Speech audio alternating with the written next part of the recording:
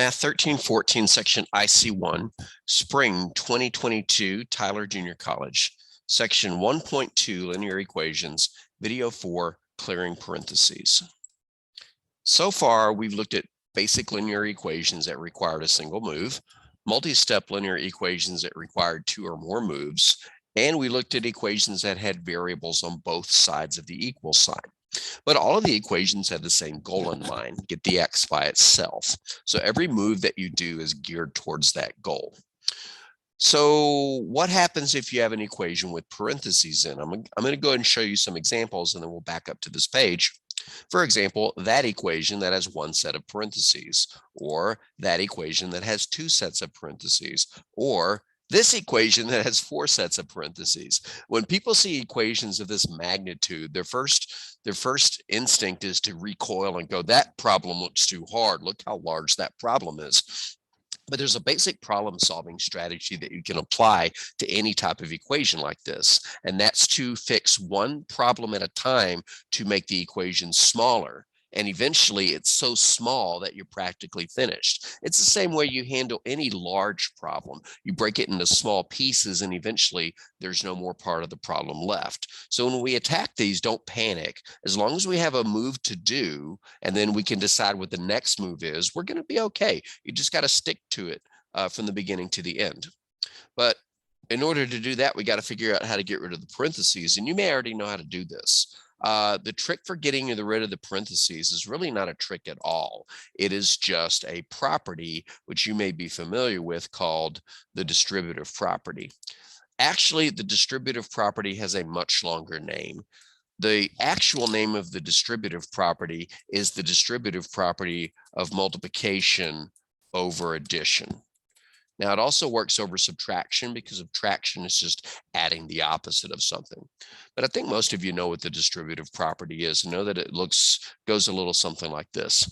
Let's say you have a multiplication problem where one part of it is a single term, but the other part of it is an addition problem in parentheses. So we have A times the quantity B plus C. There is a move that you can do to get rid of the parentheses. And the move involves distributing the number on the outside to all of the parts of the addition problem on the inside. So in other words, we would multiply the A times the B, and we would multiply the A times the C. Well, what would that make the result look like? Well, A times B is AB, then A times C is AC.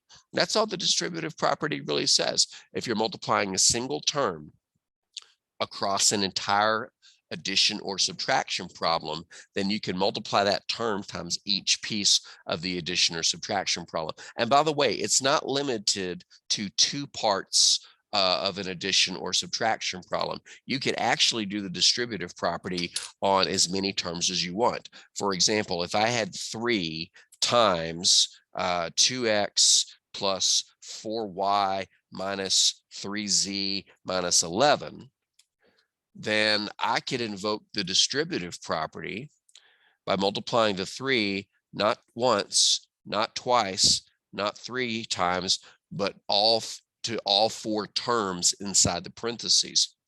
And then just write each answer with the plus or minus in between. So what is 3 times 2x? 6x. What is 3 times positive 4y? And notice I said positive 12y. What is 3 times negative 3z? Negative 9z. And when I draw my z's, I put a line through them so you know they're not 2's. And then what is 3 times negative 11? Negative 33. So the distributive property will work no matter how many terms are added or subtracted inside the parentheses. As long as you're multiplying on the outside, you can distribute that factor to every term on the inside. So how are we going to use this to solve these? Well, as you can imagine, we're going to use the distributive property to eliminate the parentheses. I'll tell you up front, most of the time when you distribute in an effort to eliminate parentheses, you create like terms waiting to be combined. So the flow for all of these is pretty much going to be distribute to eliminate parentheses, combine like terms, and then proceed. I invite you to pause the video and try this one. 13 times the quantity of x plus 2 minus 45 is equal to 83. Did you pause it? Are you taking notes? You should. All right, let's see what happens here. And by the way, this move, this distributive property move, is goal oriented, because remember, our goal is to make it say X equals.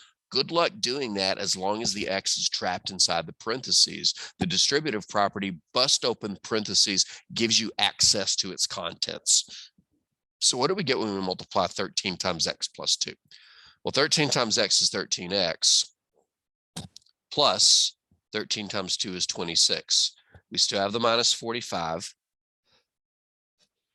Excuse me, we still have the equal 83.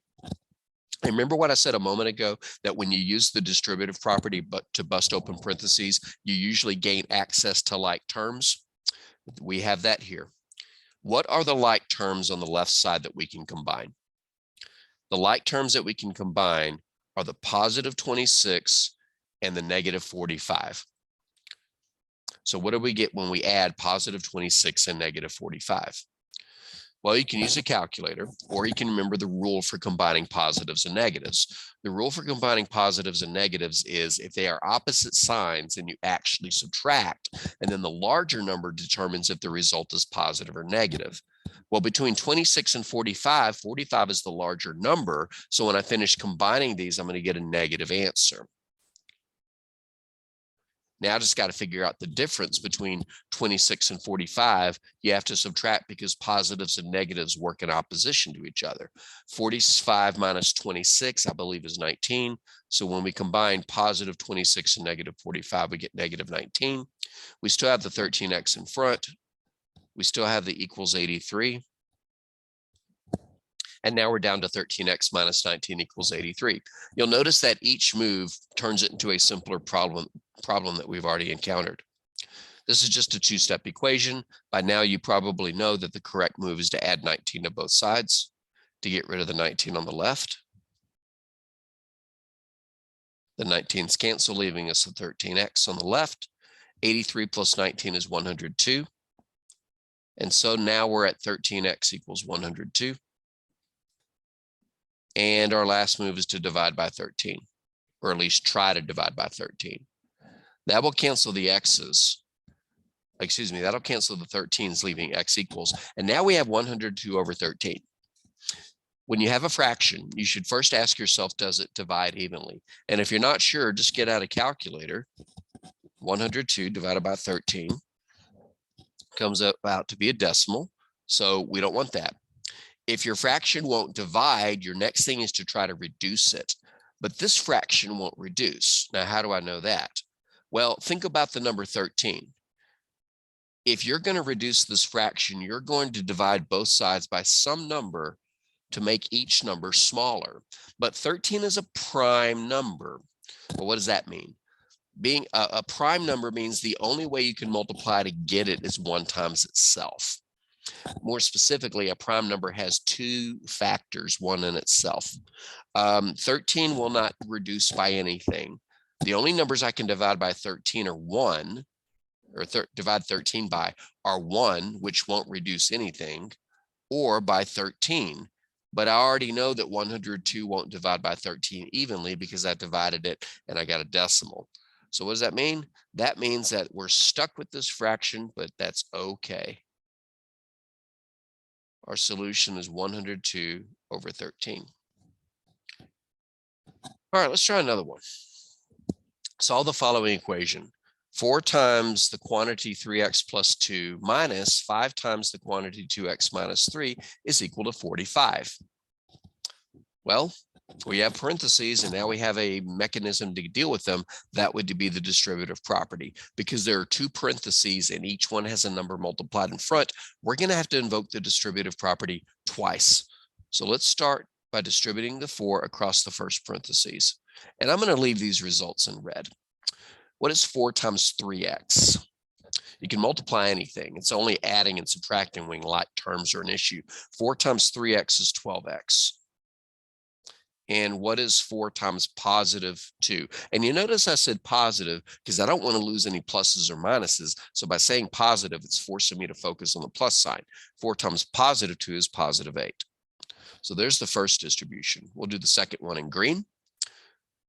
Question, what number are we about to distribute across the second parentheses? If you said 5, you're kind of right, but you're going to miss everything from this point forward because that 5 is not really a 5. It's really a -5. Now you might be thinking, I thought that was a subtraction, and you would be correct. But a subtraction sign and a negative sign are somewhat interchangeable depending upon the scenario. When you are distributing a number, if that number has a minus in front of it, that minus goes where that number goes. So in other words, I'm not distributing 5, I'm distributing -5.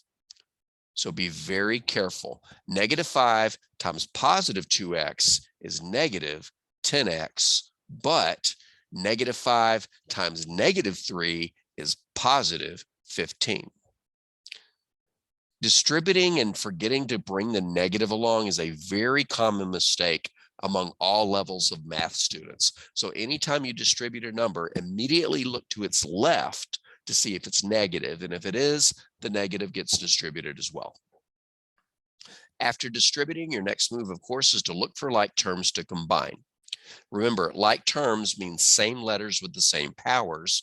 In this case, we have a 12x and we have a -10x. So what do we get when we combine a 12x and a -10x? Well, we're going to get some more x's. We just got to figure out the number in front. Since 12 minus 10 is 2, 12x minus 10x is 2x. But those aren't the only like terms that we have. We also have constants, numbers without variables attached. The positive 8x, that was supposed to be a highlight. 1 second. The positive 8x and the positive 15x are like terms, so we can combine them. And when you combine two positive numbers, you get a larger positive number. Positive 8 combined with positive 15 will give me positive 23. And that's equal to 45. All right, we're down to just a two-step equation. At this point, we could almost put it on autopilot, or at least I want you to get to the point where you can put it on autopilot from here. Our next move is to get rid of the 23. Since it's added, we will subtract 23 from both sides. That will cancel the 23s on the left, leaving 2x. And on the right, we get 45 minus 23, which is 22. Our last move, of course, is to divide by 2. That will cancel the x's. Excuse me, I said it again. That will cancel the 2's, leaving us the x. That's our goal. And on the right side, 22 divided by 2 is 11. And we're done. We get x equals 11. Let's try one more. Oh my gosh. Before we jump into this, let's kind of discuss what's going to happen. There are 4 sets of parentheses, 2 on each side. We can use the distributive property to eliminate all of them. And when we do that, we will have a mess of like terms on the left and a mess of like terms on the right. So on each side separately, we'll combine like terms, but we'll still have x's on both sides. So we'll have to fix that and then move forward. So we're going to get rid of parentheses, combine like terms, get rid of one of the x's on one of the sides, then proceed to solve. I invite you to pause the video and try it. Challenge yourself. You have no idea what you can do if you don't give yourself a chance. Disclaimer, I have no clue what the answer to this one is. It's probably a fraction. Did you pause the video and try it? Why not? If all you do is watch me work the problem, what you're learning to do is to watch me do a problem. If you don't try it on your own, you're not going to know what mistakes you're making. So again, I'm going to ask you to pause the video and work it out. Now, some of you may have already done that, but some of you may have not. And this is your last chance. I'm serious. You know what? Forget it. I'm not going to do it. You guys have a good day. I'm kidding. All right, let's see what we get. We're going to do all the distributions at once. So distribute the 3, distribute the 5, distribute the 11. Warning. On the last one, we will not distribute 3, we will distribute -3. Did you catch that? If you didn't, pause the video, go back, fix that, and try to get to the correct answer. All right, let's see what happens. 3 times x is 3x. 3 times positive 1 is positive 3. I would be blatant about saying positive every time you mess with the plus here. On the second distribution, we are distributing a positive 5. Positive 5 times 2x is positive 10x. Positive 5 times negative 7 is negative 35. There's our equal sign. On the third parentheses, we're distributing an 11. 11 times 2x is 22x. 11 times negative 4 is negative 44. And on the last one, we're distributing a negative 3. Negative 3 times 5x is negative 15x. Negative 3 times negative 1 is positive 3. If you work the problem out, I would pause the video right now to check that you have the same 4 terms on the left that I do and the same 4 terms on the right that I do. And if not, fix it and then refinish solving the problem. This is a learning process. There's nothing wrong with making mistakes. The worst part is not learning from mistakes. All right, next. The follow-up to distributing is almost always combining like terms. So we're going to look for like terms on both sides. Instead of highlighting them, I'm going to circle them. On the left side of the equal sign, we have a 3x, so there's an x term. And if we go a little bit further, there's a positive 10x. That's another x term. Let's just focus on the left side of the equation for now. 3x plus 10x is 13x. So there's our 13x.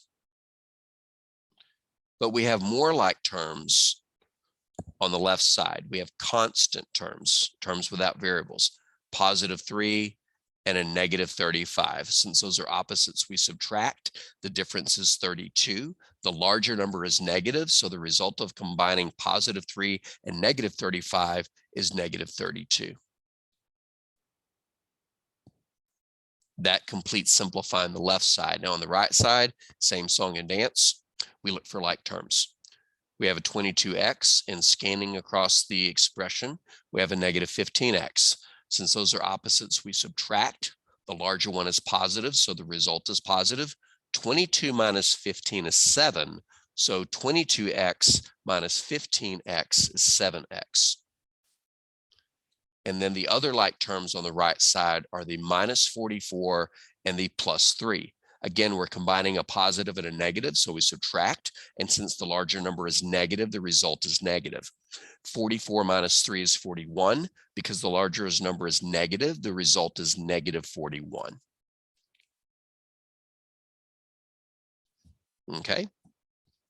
No more parentheses, and the equation just got a lot smaller. But notice that our next obstacle is that we have x's on both sides. Remember, this is goal-oriented. Every move that we do is geared towards the goal of getting the x by itself. Since we have x's on both sides, we need to fix that next. So which one should we get rid of, the 13x or the 7x? There is no wrong answer to that, but there's a better answer in my opinion. I would get rid of the one that leaves the result positive. Normally that means getting rid of the smaller looking one. And in this case, if we subtract 7x from both sides, it'll do precisely that. Cancel the 7x's on the right. On the left, we get 13x minus 7x, which is 6x. We still have the minus 32. We still have the equal sign. We still have the minus 41. I'm going to pause the video and move where we currently are onto the next page because it's running out of room here. Okay, we're currently at 6x. 6x minus 32 equals negative 41. We now got a single x, so we just have to get it by itself. And by now, you probably know that the next move is to add 32 to both sides. That will get us closer to our goal of getting the x by itself. If we add 32 to both sides, that will cancel the 32s on the left, leaving us with just the 6x. On the right, we're combining a negative 41 and a positive 32. Not to sound like a broken record, but when you combine a positive and a negative, you subtract. And the larger sign determines the sign of the result. 41 minus 32 is 9. The larger of the two numbers was negative, so the 9 is also negative. And our last move is to divide by 6. To cancel the times 6 on the x, leaving the x by itself. And on the right side, we have negative 9 over 6. That won't divide evenly, but it should be pretty evident that it will reduce by 3. I can divide both sides of this fraction by 3. On the bottom, 6 divided by 3 is 2. On the top, 9 divided by 3 is 3. And I know it was a negative 9, and you can leave the negative on the 3. My preference when your final answer is a negative fraction is to put the negative in front. I believe the online homework will accept the negative on the top or on the bottom or in front. But my preference, once again, for negative fractions is to have the negative in front. All right, so when you have parentheses, just bust them open using the distributive property. That frees up like terms to combine and then move forward, and you should be okay.